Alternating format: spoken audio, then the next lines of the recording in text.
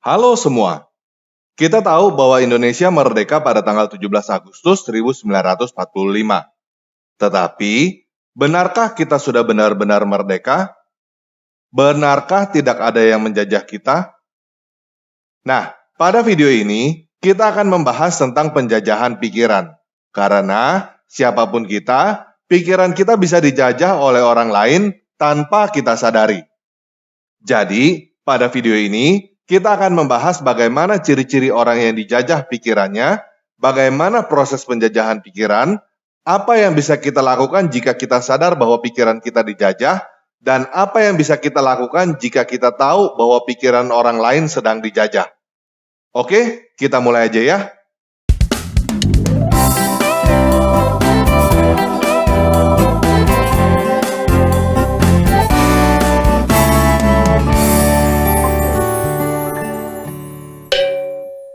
Nah, apa yang saya maksud dengan penjajahan pikiran? Penjajahan pikiran adalah kehidupan seseorang atau sekelompok orang dijajah atau dikendalikan oleh orang atau kelompok lain dengan menggunakan manipulasi, rekayasa, atau tipuan pikiran. Ada beberapa ciri orang atau kelompok yang mengalami penjajahan pikiran. Yang pertama, mereka sangat fanatik kepada seseorang atau suatu kelompok tertentu. Mereka sangat setia sampai mereka hanya mau nurut kepada orang atau kelompok itu. Mereka akan setuju dengan semua pendapat dan keputusan yang dibuat oleh penjajah mereka tanpa mempertanyakannya, walaupun melawan hukum, logika, dan hati nurani. Kalau disuruh mencuri, mereka akan mencuri. Kalau disuruh membunuh, mereka akan membunuh. Kalau disuruh bom bunuh diri, mereka akan bom bunuh diri. Hal yang paling penting bagi mereka adalah taat kepada penjajah mereka. Yang kedua adalah mereka mempunyai ketergantungan yang tinggi kepada orang atau kelompok itu, sehingga mereka tidak bisa mengambil kesimpulan atau keputusan sendiri. Bolehkah saya divaksin? Bolehkah saya makan klepon? Bolehkah saya kencing berdiri? Semua yang mereka lakukan harus disetujui atau diperintah oleh orang atau kelompok yang menjajah mereka. Yang ketiga, mereka tidak mampu melihat atau menilai sesuatu secara objektif, karena mereka ditanamkan pikiran bahwa penjajah mereka adalah kebenaran. Mereka diajarkan untuk selalu melihat secara subjektif menurut sudut pandang penjajah mereka, dan tujuan hidup mereka adalah menyenangkan penjajah mereka. Itu sebabnya mereka menolak semua fakta dan berita yang membuat penjajah mereka terlihat buruk dan menerima gosip atau berita bohong yang membuat penjajah mereka terlihat baik. Selain itu, mereka menginginkan peraturan yang hanya menguntungkan pihak penjajah mereka, karena bagi mereka yang benar adalah apa yang menyenangkan penjajah mereka, dan apa yang tidak menyenangkan penjajah mereka adalah salah. Mereka tidak peduli dengan pihak lain.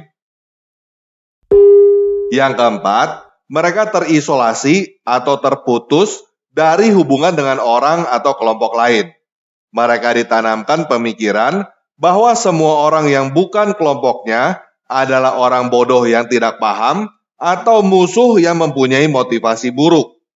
Itu sebabnya semua yang tidak sejalan dengan penjajah mereka dianggap musuh.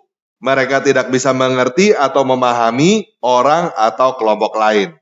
Selain itu, mereka akan menerima semua informasi yang buruk tentang pihak lain tanpa peduli apakah informasi itu adalah informasi yang benar atau bohong. Lalu, mereka akan segera membicarakannya kepada semua orang, bahkan mereka akan melabelkan, menyamaratakan, dan menambahkan kebohongan supaya pihak lain terlihat lebih buruk. Mereka suka sekali jika penjajahnya terlihat lebih benar daripada pihak lain, walaupun hal itu adalah kebohongan.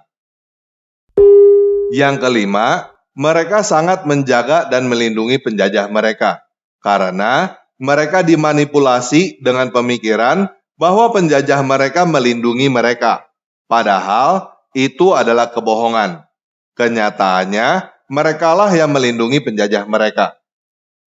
Itu sebabnya Ketika penjajah mereka dikritik, mereka akan merasa diri mereka yang diserang, dan mereka akan menggunakan segala cara untuk melindungi penjajah mereka, bahkan dengan berbohong atau melawan hukum, logika, dan hati nurani. Nah, terkadang kita mengalami bias, sehingga orang yang berubah pikiran atau semua orang yang tidak sependapat dengan kita anggap dijajah pikirannya atau dicuci otak atau dimanipulasi. Padahal, mungkin kitalah yang dijajah, sedangkan orang lain itulah yang merdeka. Lagi pula, menjadi orang yang merdeka bukan berarti tidak punya pemimpin atau tidak punya aturan. Oleh karena itu, saya ingin menegaskan apa bedanya pemimpin yang menjajah dengan yang tidak menjajah. Pemimpin yang tidak menjajah akan membebaskan kita untuk melakukan apapun yang kita inginkan dengan batasan-batasan tertentu. Sedangkan pemimpin yang menjajah akan melarang kita untuk melakukan apapun yang kita inginkan, kecuali hal-hal yang diizinkan oleh dia. Paham ya? Nah, bagaimana seseorang atau sekelompok bisa dijajah pikirannya? Yang pertama, si penjajah membuat seolah-olah dirinya lebih unggul daripada korban.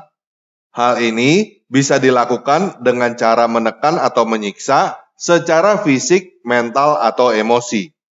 Secara fisik bisa dengan cara memukul dan lain sebagainya. Secara mental bisa dengan cara berbohong, mengancam, mengintimidasi, mendesak, dan lain sebagainya. Secara emosi bisa dilakukan dengan cara caci maki, menghina, mempermalukan, dan lain sebagainya. Selain itu, bisa juga dengan cara si korban diberondong dengan pertanyaan yang tidak bisa dia jawab, lalu diberondong dengan informasi palsu yang tidak bisa divalidasi kebenarannya. Intinya, si korban dihancurkan supaya merasa bahwa dirinya lebih rendah dan tidak mampu melawan si penjajah. Yang kedua, si korban diberikan identitas sebagai anggota kelompok dan diisolasi. Si korban dibuat merasa senang, dihargai dan diterima sebagai anggota kelompok, tetapi kenyataannya ketika dia menerima identitas yang diberikan, dia menerima bahwa dirinya dijajah atau tunduk kepada perintah atau aturan kelompok itu. Kemudian, dia diisolasi dari keluarga, teman, dan pihak lain yang bukan bagian dari kelompok itu, supaya dia tidak mendapat bantuan dari pihak luar untuk sadar dan bebas dari penjajahan. Hal ini juga bisa dilakukan dengan cara fisik, mental, atau emosi. Contohnya, si korban diberikan identitas sebagai anggota kelompok pembela UFO. Lalu, dia didoktrin bahwa semua orang yang bukan kelompok pembela UFO ingin menghancurkan UFO. Dengan demikian, dia hanya menurut kepada pemimpin kelompok pembela UFO dan tidak akan mendengarkan orang-orang yang bukan anggota kelompok pembela UFO. Dia bahkan mungkin akan merasa bahwa semua orang yang bukan kelompok pembela UFO adalah musuh yang ingin menggagalkan rencana suci membela UFO. Jadi, yang ketiga adalah si penjajah mencuci otak si korban. Salah satunya adalah si penjajah mendoktrinasi si korban dengan sudut pandang seolah-olah si penjajah itu adalah korbannya. Selain itu, si korban diberikan visi khayalan yang kelihatannya mulia, supaya si korban merasa simpati kepada si penjajah dan merasa bersalah jika tidak mengikuti si penjajah. Lalu, si korban diberikan nilai atau norma baru supaya dia setia, taat, dan bergantung kepada si penjajah. Yang keempat, si korban dilatih dengan hadiah dan hukuman. Jika si korban menyenangkan hati si penjajah, maka si korban mendapat hadiah. Jika si korban tidak menyenangkan hati si penjajah, maka si korban mendapat hukuman. Misalnya, yang sederhana, si korban disuruh menghafal Doraemon. Jika si korban mau menghafal Doraemon, maka si penjajah akan memuji dia pintar, rajin, taat, beradab, berakhlak, dan lain sebagainya.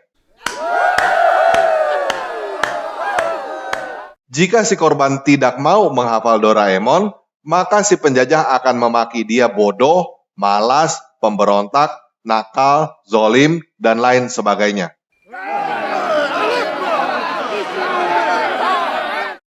Yang penting bagi si penjajah bukan si korban hafal atau tidak.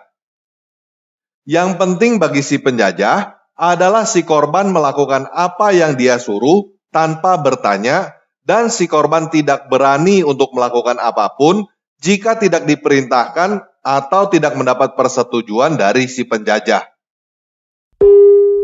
Yang kelima, si korban dibebani dengan beban yang sangat berat dan berulang.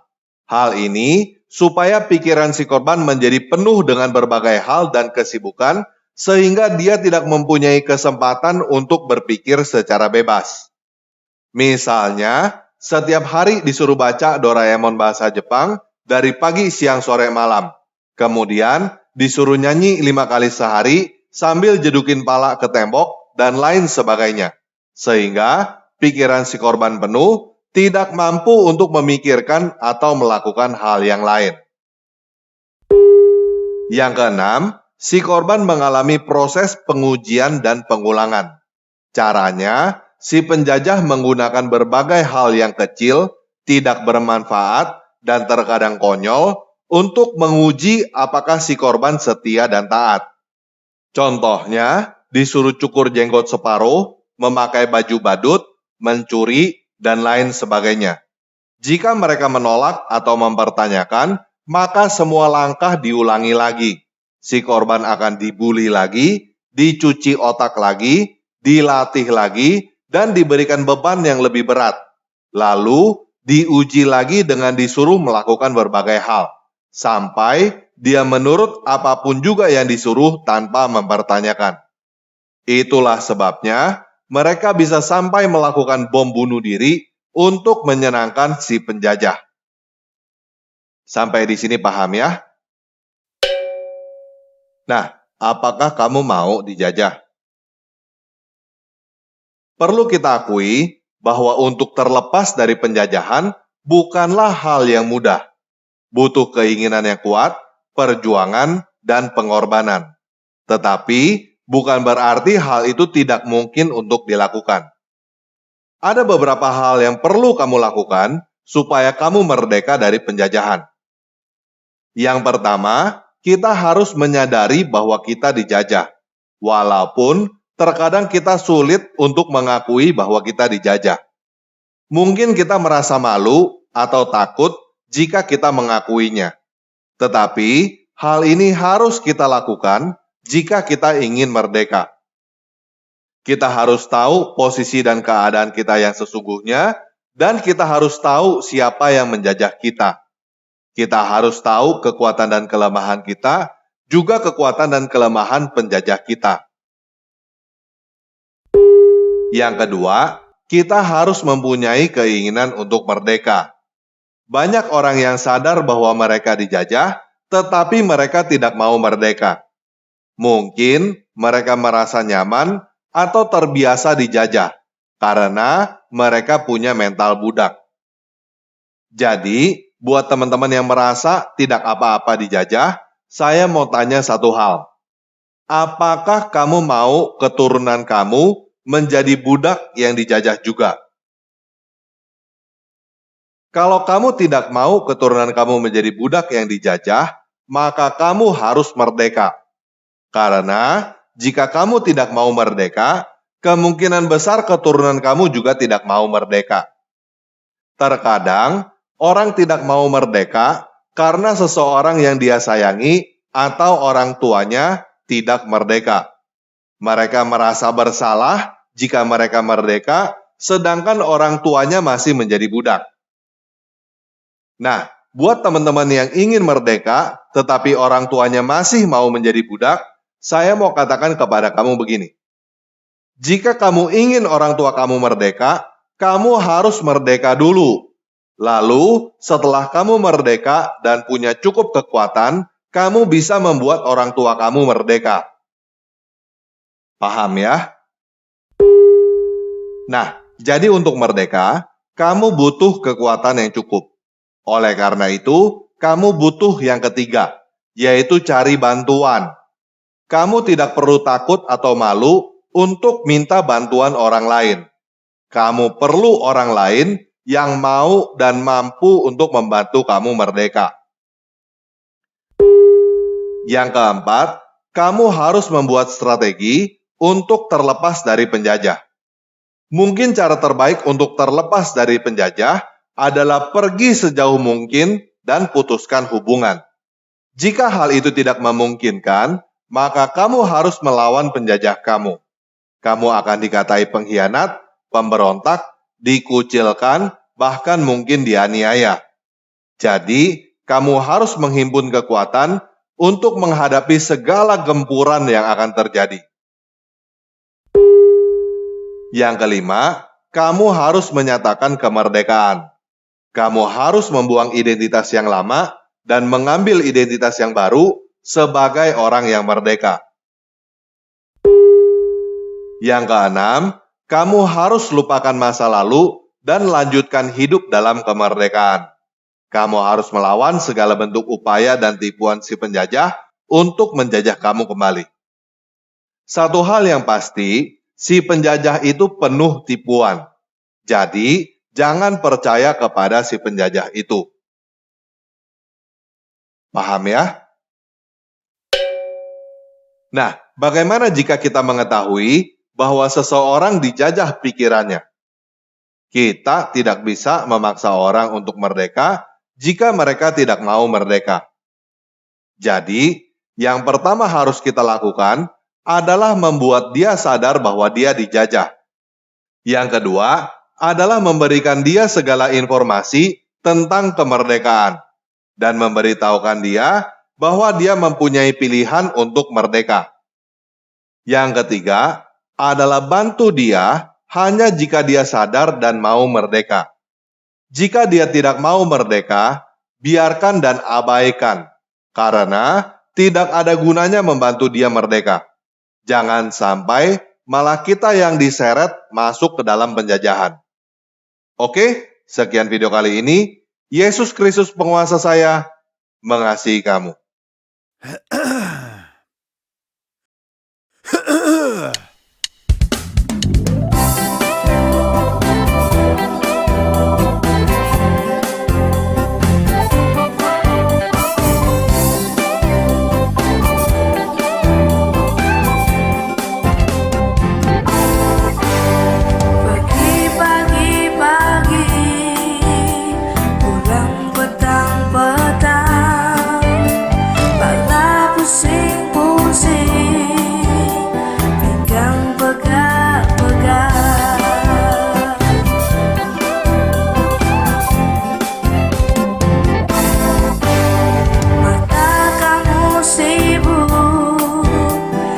Susahkan